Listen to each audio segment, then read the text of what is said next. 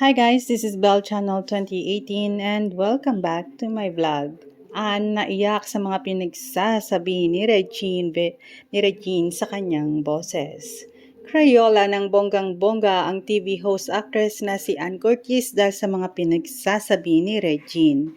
Hindi kasi inaasahan na pupurihin ng nag-iisang Asian songbird ang kanyang boses sa national TV. Talagang naging emotional ang It's Showtime host nang mapanood ang isang video clip mula sa nakaraang episode ng Magandang Buhay kung saan nagkomento si Regine tungkol kay Ann.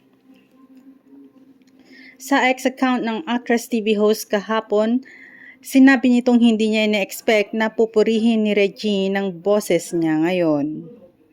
Sa isang video clip ni Ann mula rin sa isang episode ng Naturang Kapamilya Talk Show, buong ningning na sinabi ni Regine na nasa tono na raw ang pagkanta ng aktres.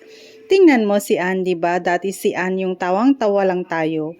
Bakit tayo natatawa sa kanya? Kasi wala siya sa tono, ang sabi ni Regine.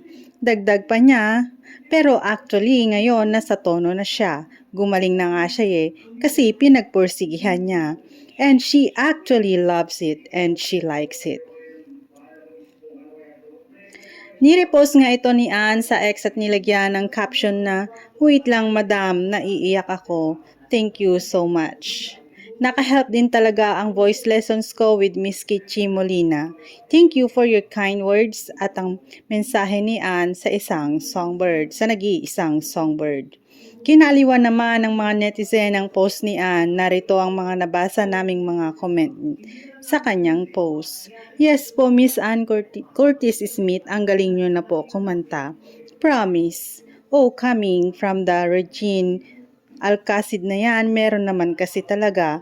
Kailangan lang ilagay sa tamang direksyon. Keep on singing, Anita. Love you. Mape-pressure ka na niyan, nahahasa yan talaga kapag araw-araw ka kumakanta. Hoy, totoo naman po ito. Proud of you, Ann. Saksi ako sa growth mo. Gawa ka na po ulit ng new album. Go for Regine and Ann collab sa ASAP. Thanks guys for watching and God bless everyone.